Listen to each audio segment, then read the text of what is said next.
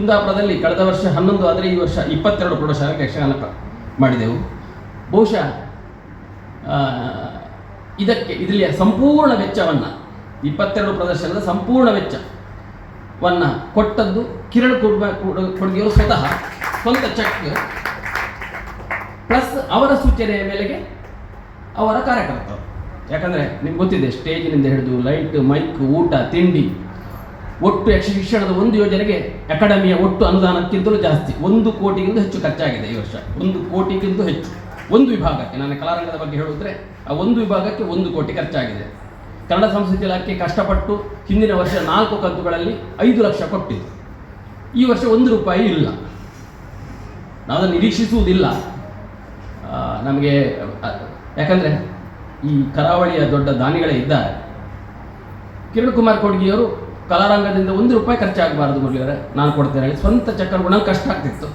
ಇದು ಒಂದಾದರೆ, ಎರಡನೇದು ಬಹುಶಃ 4 ಶಾಸಕರಲ್ಲಿ ಎಲ್ಲಿ ಹೇಳ್ಬೋದು, 4 ಶಾಸಕರ ಎದುರಿನಲ್ಲಿ ಹೇಳ್ತೇನೆ ನಾನು, ಬಿಡುವು ಮಾಡಿಕೊಂಡು ಹೆಚ್ಚು ಯಕ್ಷಗಾನವನ್ನು ನೋಡಲಿಕ್ಕೆ ಸಮಯ ಕೊಟ್ಟವರು ಕಿರಣ್ ಕುಮಾರ್ ಕೊಡ್ಗಿಯವರು. 22 ಯಕ್ಷಗಾನಗಳಲ್ಲಿ ಹೆಚ್ಚು ಸಮಯವನ್ನು ಯಕ್ಷಗಾನದಲ್ಲಿ ನೋಡ್ತಾ ಕಲಿತವರು ಶಾಸಕರು ಇವರು. ಶಾಸಕರ ಒತ್ತಡ ಏನು ಅಂತ ನನಗೆ ಗೊತ್ತಿದೆ, ಉಳಿದವರ ಬಗ್ಗೆ ಆಪಾದನೆ ಅಲ್ಲ, ಇದು ಬಹಳ ಸ್ಪಷ್ಟ. ಆದರೆ ಅವರು ನೋಡಿದ್ದು ಅದು ಖುಷಿಗೋ ಅಥವಾ ಇವರು ಇಷ್ಟು ದೂರದಿಂದ ಬರ್ತಾರೆ ಅವರಿಗೆ ಬೇಸರ ಆಗಲಿಲ್ಲ, ನನ್ನ ಕರ್ತವ್ಯ ಅಂತ ಕೂತ್ಕೊಂಡೋದು ನನಗೆ ಗೊತ್ತಿಲ್ಲ. ಆದರೆ ಅವರ ಸಹೃದಯತೆ, ಸಜ್ಜನಿಕೆ ಇದೆಯಲ್ಲ, ನಾನು ಬೆರಗಾಗಿದ್ದೇನೆ ಸತ್ಯಕ್ಕೂ. ನನಗೆ ಚೆಕ್ ಕೊಡುವಾಗ ತುಂಬ ಕಷ್ಟ ಆಗ್ತಿತ್ತು. ನೀವು ಬೇಡ ಸರ್, ಬೇರೆ ಯಾರದ್ದಾದರೂ ನಿಮ್ಮ ಕಾಂಟ್ರಾಕ್ಟ್ ಅವ್ರ ಹತ್ರ ಕೊಡಿ ಅಂತ ಎಷ್ಟೋ ಸಲ ಹೇಳಿದ್ದಿದೆ. ಬೇಡ ಬೇಡ ಬೇಡ. ಆನಂದ ಕುಂದರರು ಕಾಪು ಕ್ಷೇತ್ರದ ಒಂದು ಪ್ರದರ್ಶನಕ್ಕೆ ಅದರ ಪೂರ್ತಿ ವೆಚ್ಚವನ್ನು ಆನಂದ ಕುಂದರರು ಸ್ವಂತ ಕೊಟ್ಟಿದ್ದಾರೆ. ಕಳೆದ ವರ್ಷ ಮಣೂರಿನ ಇಡೀ ಜವಾಬ್ದಾರಿಯನ್ನು ಆನಂದ ಕುಂದರರು ವಹಿಸಿಕೊಂಡಿದ್ದಾರೆ. ಹೀಗೆ ಈ ವ್ಯಕ್ತಿಗಳ ಸಮ್ಮುಖದಲ್ಲಿ ಮಾತನಾಡುವುದು ಸೌಭಾಗ್ಯ. ಯಾಕೆಂದರೆ ಬೇರೆ ರೀತಿಯಲ್ಲಿ ನನಗೆ ಋಣ ಸಂದಾಯ ಮಾಡಲಿಕ್ಕೆ ಆಗುವುದಿಲ್ಲ. ಇದೊಂದು ವೇದಿಕೆ ಪ್ರಾಪ್ತಿಯಾಯಿತು ಋಣ ಸಂದಾಯ ಮಾಡಲಿಕ್ಕೆ ಸ್ವಲ್ಪ ಮಟ್ಟಿಗೆ. ಇನ್ನೊಂದು ಕಂಡುಕೊಂಡದ್ದು, ಮೊನ್ನೆ ಶಾಸಕರು ಇದ್ದಾರೆ, ಈ ಬ್ರಹ್ಮಾವರದಿಂದ ಕುಂದಾಪುರದವರೆಗಿದೆಯಲ್ಲ, ಇದು ಕಂಡುಕೊಂಡ ಸತ್ಯ. ಇಲ್ಲಿಯ ಮಕ್ಕಳು ಯಕ್ಷಗಾನವನ್ನು ಗ್ರಹಿಸುವಷ್ಟು ವೇಗವಾಗಿ ಉಳಿದ ಪ್ರದೇಶದ ಮಕ್ಕಳು ಗ್ರಹಿಸುವುದಿಲ್ಲ. ಇದು ನನ್ನ ಅನುಭವದ ವಿಷಯವನ್ನು ಹೇಳೋದು. ಇದರಲ್ಲಿ ಭಿನ್ನತೆ ಇರ್ಬೋದು, ಇದೇ ಸತ್ಯ ಅಂತಲ್ಲ, ನನ್ನ ಅನುಭವದ ಮಿತಿಯಲ್ಲಿ ನಾನು ಹೇಳ್ತಾ ಇರೋದು. ಅವರು ಯಕ್ಷಗಾನವನ್ನು ಗ್ರಹಿಸುವ ವಿಧಾನ, ವೇಗ ಉಳಿದ ಕಡೆಯ ಮಕ್ಕಳು ಗ್ರಹಿಸುವುದಿಲ್ಲ. ಇದಕ್ಕೆ ಕಾರಣ ಇಲ್ಲಿಯ ಮಣ್ಣಿನ ಗುಣ. ಯಕ್ಷಗಾನ ಎಂಬುದು ಇಲ್ಲಿಯ ಪರಿಸರದ ಅವರು, ಯಾಕಂದರೆ ಈಗಂತೂ 30-40 ಮೇಳ ಉಂಟು. ನೋಡದಿದ್ದರೂ ಮಲ್ಕೊಂಡಲ್ಲಿ ಚಂಡೆ ಬೆಟ್ಟರು ಮತ್ತೆ ಬೆಟ್ಟ ಕೇಳ್ತಾರೆ. ಅವ್ರು ಯಕ್ಷಗಾನಕ್ಕೆ ಹೋಗಬೇಕಾಗಿಲ್ಲ. ಅದನ್ನು ಕೇಳಿ ಆ ಮಕ್ಕಳು ಯಕ್ಷಗಾನವನ್ನು ಬೇಗ ಸ್ವೀಕರಿಸ್ತಾರೆ. ಅದರಲ್ಲಿ ಯಕ್ಷಗಾನೀಯ ಅಂಶಗಳು ತುಂಬ ಗಾಢವಾಗಿರ್ತದೆ. ನೀವು ಕಳೆದ ವರ್ಷ, ನಾವು ಹಿಂದಿನ ವರ್ಷ ವಿವೇಕ ಹೈಸ್ಕೂಲ್ ಇರಲಿಲ್ಲ, ಈ ವರ್ಷ 2 ಹೈಸ್ಕೂಲ್ ಇತ್ತು, ಹುಡುಗಿಯರ ಪ್ರೌಢಶಾಲೆ ಮತ್ತು ಹುಡುಗರ ಪ್ರೌಢಶಾಲೆ. ಅದರ ಪ್ರದರ್ಶನ ನೋಡಿರ್ಬೋದು, ಎಷ್ಟು ಸೊಗಸಾಗಿ ಮಾಡಿದ್ದಾರೆ. ಅದರಲ್ಲಂತೂ ಕೆಲವು ಪ್ರತಿಭೆಗಳು ಅಪೂರ್ವವಾದವು. ಈಗ 4 ದಿವಸ ಉಡುಪಿಯಲ್ಲಿ ನಿಮ್ಗೆ ಗೊತ್ತಿರ್ಬೋದು, ನಾವು 1 ವಾರ 60 ಮಕ್ಕಳಿಗೆ 7 ದಿವಸದ ಯಕ್ಷಗಾನ ಸನ್ನಿವಾಸ ಶಿಬಿರವನ್ನು ಮಾಡಿದೆವು. ಬಹುಶಃ ನಮ್ಮ 50ನೇ ವರ್ಷಕ್ಕೆ ಮಾಡಿದಂಥ ಅತ್ಯುತ್ತಮ ಕಾರ್ಯಕ್ರಮ ಅದು ಒಂದು ಅಂತ ನನಗೀಗ ಅನ್ನಿಸ್ತಾ ಇದೆ. ಪ್ರಥಮ ಬಾರಿ ಮಾಡ್ತಾ ಇರೋದು. ವಿದ್ಯಾಪೋಷಕ ಮಕ್ಕಳಿಗೆ 14 ವರ್ಷದಿಂದ ಮಾಡ್ತಾ ಇದ್ದೇವೆ. ಅದು 5 ದಿವಸದ್ದು ಮಕ್ಕಳು ಸನ್ನಿವಾಸ ಶಿಬಿರ. ಅದರಲ್ಲಿ 230 ಮಕ್ಕಳಿದ್ರು ಈ ವರ್ಷ. ಇದು 60 ಮಕ್ಕಳು ಬೆಳಿಗ್ಗೆ 6 ಗಂಟೆಯಿಂದ ರಾತ್ರಿ 11-11:30ವರೆಗೆ ಗುರು ಬನ್ನಂಜೆ ಸಂಜೀವ ಸುವರ್ಣರ ಮಾರ್ಗದರ್ಶನ ಮತ್ತು ಎಲ್ಲ ಗುರುಗಳ ಸಹಭಾಗಿತ್ವದಲ್ಲಿ ಆದದ್ದು ನಿಜಕ್ಕೂ ಒಂದು ಅಪೂರ್ವವಾದಂಥ ಕಾರ್ಯಕ್ರಮ. ಅದು ತುಂಬ ತೃಪ್ತಿಯನ್ನು ಕೊಟ್ಟ ಕಾರ್ಯಕ್ರಮ. ಮಾನ್ಯ ಶಾಸಕರು ಭೇಟಿ ನೀಡಿದ್ದಾರೆ. ಅದರ ಮುಂದುವರೆದ ಭಾಗವಾಗಿ ಈ 4 ದಿವಸ ವೇಷಭೂಷಣವನ್ನು ಕಟ್ಟಿಕೊಳ್ಳುವ ಶಿಬಿರವನ್ನು ಮಾಡ್ತಾ ಇದ್ದೆ. ಇವತ್ತು ಇತ್ತು.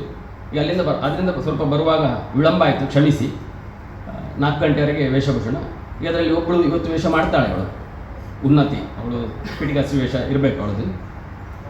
ಎಷ್ಟು ಹೇಳಿದರೆ 3 ದಿವಸದಲ್ಲಿ ಆ ಮಕ್ಕಳು ಮುಖವರ್ಣಿಕೆಯನ್ನು, ಮಾನ್ಯ ಉರಾಳ್ರು ಇಲ್ಲಿದ್ದಾರೆ, ವೇಷಭೂಷಣ ತಜ್ಞರು ಇದ್ದಾರೆ, 2 ಉರಾಳ್ರು ಇದ್ದಾರೆ. ನಾವು ಅಭಿಮಾನ ಪಡಬೇಕು. ಆ ಮಕ್ಕಳು ಎಷ್ಟು ಬೇಗ ಗ್ರಹಿಸ್ತಾರೆ ಹೇಳಿದರೆ, ಇವತ್ತು ಹೇಳಿದ್ದೇನೆ, ಇವತ್ತು ಮುಖವರ್ಣಿಕೆ ನೀನೇ ಮಾಡಬೇಕು, ಖಂಡಿತ ಮಾಡ್ಕೊಳ್ತಾಳೆ ಅವಳು.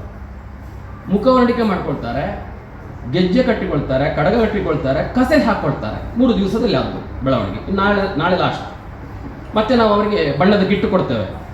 ಒಂದು ಬಾಕ್ಸಲ್ಲಿ ಎಲ್ಲ ಬಣ್ಣಗಳು ಮತ್ತು 2 ಬ್ರಷ್ಗಳನ್ನು ಕೊಡ್ತೇವೆ. ಮನೆಯಲ್ಲಿ ಪುಸ್ತಕ ಇರುವಾಗ ಮುಖವರ್ಣಿಕೆ ಮಾಡ್ತೇವೆ. ಯಾಕೆಂದರೆ ಬಹಳ ಮುಖ್ಯವಾಗಿ ಈಗ ಯಕ್ಷಗಾನದಲ್ಲಿ ನಾವು ನೋಡಿದರೆ 3/4 ವರ್ಷ ಹುಡುಗಿಯರೇ. ಅವರು ಸ್ವತಃ ಕನಿಷ್ಠ ಮುಖವರ್ಣಿಕೆಯನ್ನು ಸ್ವತಃ ಮಾಡಿಕೊಳ್ಳುವುದು ಒಳ್ಳೆಯದು. ತುಂಬ ಕಷ್ಟ ಇಲ್ಲ, ಸ್ವಲ್ಪ ನಾವು ಪ್ರಯತ್ನಿಸಿದರೆ ಬಹಳ ಬೇಗನೆ ಅದನ್ನು ಗ್ರಹಿಸ್ತಾರೆ. ಅದರಿಂದ ಇನ್ನು ಮುಂದೆ ಯಕ್ಷಗಾನ ಶಿಕ್ಷಣ ಹೇಳಿದರೆ ಖಾಲಿ ಹೆಜ್ಜೆ, ಒಂದು ವೇಷ, ಮಾತು ಮಾತ್ರ ಅಲ್ಲ, ವೇಷಭೂಷಣವನ್ನು ಕಟ್ಟಿಕೊಳ್ಳುವುದು ಕೂಡ ಮುಖ್ಯ ಆಗಬೇಕು. ಇದರಲ್ಲಿ ಹಲವು, ಒಂದು ಅವರ ಒಟ್ಟು ವ್ಯವಸ್ಥೆಗೆ, ಇನ್ನೊಂದು ವೇಷಭೂಷಣ ತಂಡಗಳ ಸಮಸ್ಯೆ, ತುಂಬ ಸಮಸ್ಯೆ ಇದೆ. ಪಾಪ ಅವರು ನಮ್ಮ ಒತ್ತಾಯಕ್ಕೆ ಬರ್ತಾ ಇದ್ದಾರೆ. ಪ್ರಸಾದನ ಕೆಲವು ಶಾಲೆಯಲ್ಲಿ 40-50 ಮಕ್ಕಳಿದ್ದಾರೆ, ತುಂಬ ಕಷ್ಟಪಡ್ತಾರೆ. ಆದರೆ ನಮ್ಮದು ಇದಕ್ಕೆ ಸಹಕಾರ ಇರಲಿ ಅಂತ ಆ ಪ್ರಸಾದ ತಂಡರು ಬರ್ತಾ ಇದ್ದಾರೆ. ಇದರಿಂದ ಅವರ ಒತ್ತಡವು ಸ್ವಲ್ಪ ಕಡಿಮೆ ಆಗ್ಬೋದು. ಹೀಗೆ ಮಾಡ್ತಾ ಇದ್ದೇವೆ. ಅದರಿಂದ ಇದರಲ್ಲಿ ಮಾನ್ಯ ವೇದಿಕೆಯಲ್ಲಿರುವ ಎಲ್ಲರ ಸಹಕಾರವೂ ಇದೆ, ಅದನ್ನು ನಾನು ಉಲ್ಲೇಖಿಸಲೇಬೇಕು. ಮತ್ತು ಬಹುಶಃ ಈಗಲೇ ಉದ್ದಾಯಿತು, ಶ್ರೀಧರ ಹಂದೆಯವರ ಆಶೀರ್ವಾದ, ಅವರು ಇರುವುದೇ ನಮಗೆ ಸ್ಫೂರ್ತಿ. ನಾನು ಹೇಳ್ದಂಗೆ ಯಾವಾಗ ನೆನಪಾಗೋದು ಅವರು ನೆನಪು ಹೇಳಿದರೆ, ಒಂದು ದಿವಸ ಕಾರ್ಕಳದಲ್ಲಿ ನಾವು ಇಲ್ಲಿಂದ ಹೋಗಿ ಬರುವವರು, ಇವರು ಬೇರೆಲ್ಲೋ ತಾಳಮದ್ದಲೆಯನ್ನು ಮುಗಿಸಿ ಬಸ್ ಸ್ಟ್ಯಾಂಡಲ್ಲಿ ಸಿಕ್ಕಿದ್ರು. ಎಲ್ಲಿಗೆ ಕೇಳಿದರೆ ಅದೇ ದಿವಸ ರಾತ್ರಿ ಬಹುಶಃ ಮಂಗಳೂರು ಟೌನ್ ಹಾಲಲ್ಲಿ ಜೋಡಾಟ ಇತ್ತು. ನಾನು ಅಲ್ಲಿಗೆ ಹೋಗ್ಬೋದು ಅಂತ. ಇದು ಎಷ್ಟು ಸಾಮಾನ್ಯ, ಹೆಚ್ಚು ಇದಲ್ಲ, ಇದು ನಾನೊಂದು 15 ವರ್ಷದ ಹಿಂದೆ ಇರ್ಬೋದು. ಅವರ ಉತ್ಸಾಹ ನೋಡಿ, ಒಂದು ಇಡೀ ದಿವಸ ನೋಡಲಿಕ್ಕೆ ಹೋಗ್ತಾ ಇದ್ದಾರೆ ಮಂಗಳೂರಿಗೆ. ಅಂದರೆ ಅವರ ಇಡೀ ನರನಾಡಿಯಲ್ಲಿರುವುದು ಯಕ್ಷಗಾನದ ಬಗ್ಗೆನ ಪ್ರೀತಿ, ಕಳಕಳಿ, ಮತ್ತು ಅದೇ ಉಸಿರು ಅವರಿಗೆ. ಅಂತಹ ಒಬ್ಬ ಯಕ್ಷಗಾನದ ನಿಜಾರ್ಥದ ಪರಿಚಾರಕ ಅವರು ಇರುವಾಗಲೇ ಈ ಸಂಸ್ಥೆ 50ನೇ ವರ್ಷ ಆಚರಿಸಿದವರು ಕಣ್ಣ ಮುಂದೆ ಮಾಡ್ತಾ ಇರೋದು ನಿಜಕ್ಕೂ ಮಕ್ಕಳ ಮೇಳದ ಭಾಗ್ಯ, ನಿಮ್ಮೆಲ್ಲರ ಭಾಗ್ಯ ಅಂತ ಹೇಳ್ತಾ ಅವರಿಗೆ ಮತ್ತೊಮ್ಮೆ ಸಾಷ್ಟಾಂಗ ಪ್ರಣಾಮಗಳನ್ನು ಅರ್ಪಿಸ್ತಾ ನನ್ನ ಮಾತನ್ನು ಮುಗಿಸ್ತೇನೆ. ನಮಸ್ಕಾರ.